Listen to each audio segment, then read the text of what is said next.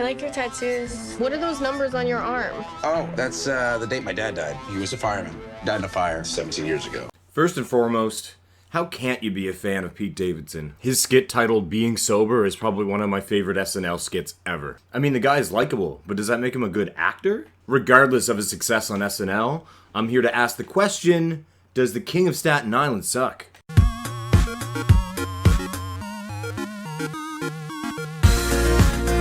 So the story of the King of Staten Island follows Pete Davidson as Scott Carlson.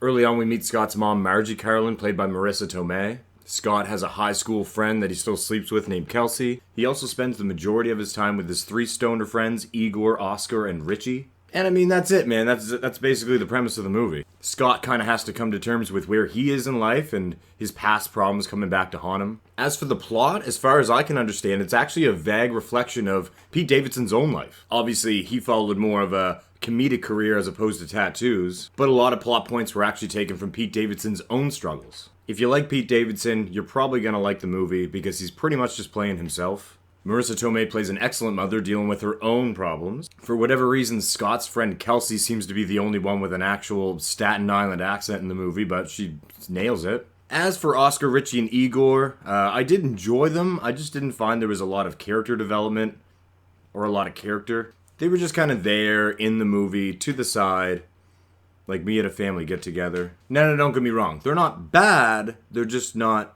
great. Once they introduce Ray Bishop, who is played by Bill Burr, I feel like it adds a lot of charisma to the movie. Bill Burr just has a lot of attitude and personality. The movie also has some family feel-good montages, which are great, but sometimes they feel like they're kind of dragging on a little bit. And having that said, there is a lot of self-loathing in this movie, but it just kind of fits the role. The only other thing I want to mention is that I wasn't crazy about the ending. Like, it's really not that hard to figure out, but I wish there was a little bit more followed up with. All in all, does the King of Staten Island suck?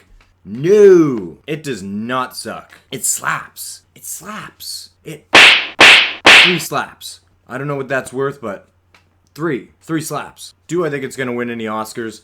Probably not, but I do think this is probably Pete Davidson's best work yet. And I'd really like to see him in more films following up. Probably still going to be playing the mid-20s loser stoner, but I'm here for it. I mean, I was here for Seth Rogen, and like, is there a difference?